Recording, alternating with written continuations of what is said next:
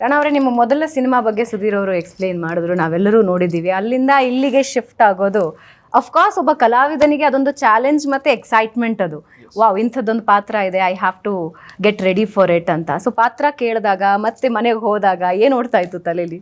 Tarun sir ಈಗಲೇ ಹೇಳಿದ್ರು, ನಾನು ತುಂಬ ಸ್ಕ್ರಿಪ್ಟ್ಗಳು ಆ್ಯಕ್ಚುಲಿ ನೋಡ್ತಾ ಇದ್ದೆ.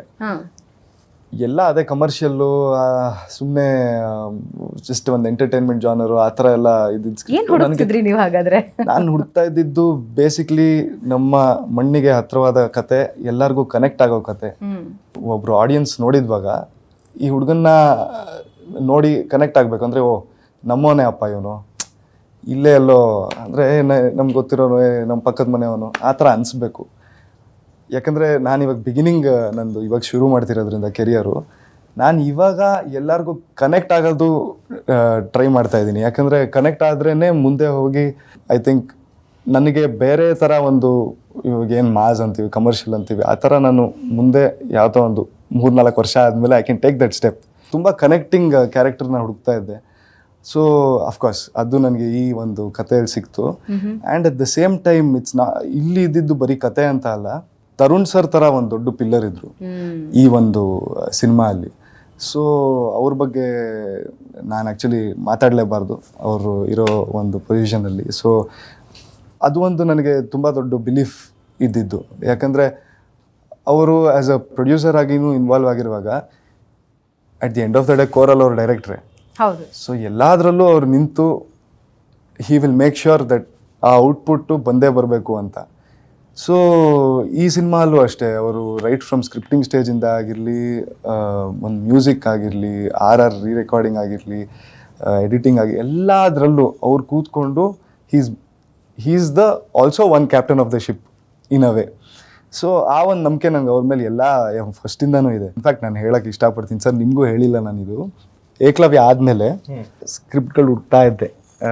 ಆವಾಗ at one point of time ಎಲ್ಲೋ ಒಂದು ಕಡೆ ತರುಣ್ ಸರು ಆ ಥರ ಏನಾದರೂ ನನಗೆ ಒಂದು ಲಿಂಕ್ ಸಿಕ್ಬಿಟ್ಟು ಒಂದು ಸಿನಿಮಾ ಸಿಕ್ಕಿದ್ರೆ ತುಂಬ ಚೆನ್ನಾಗಿರುತ್ತೆ, ಅಂದರೆ that will be the very good step ನನಗೆ ಅಂತ ನಾನು ನಮ್ಮ ಟೀಮಲ್ಲಿ ಹೇಳಿದ್ದೆ ಆವಾಗ.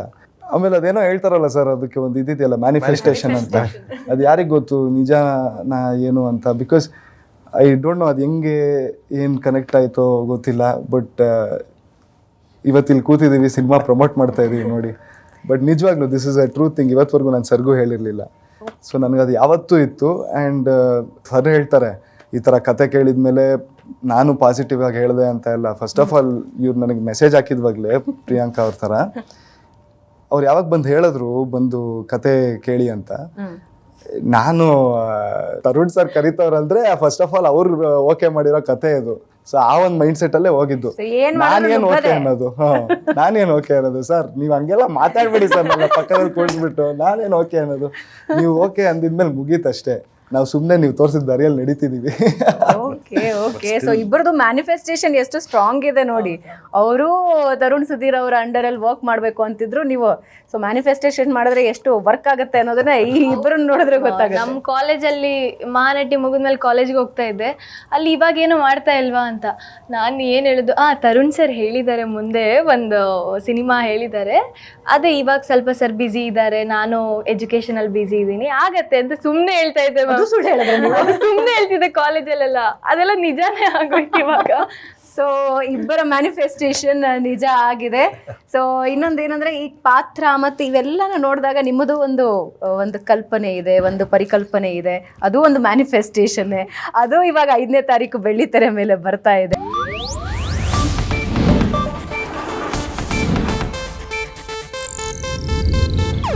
ಇದು ಏಷ್ಯಾನೆಟ್ ನ್ಯೂಸ್ ನೆಟ್ವರ್ಕ್ ಪ್ರಸ್ತುತಿ.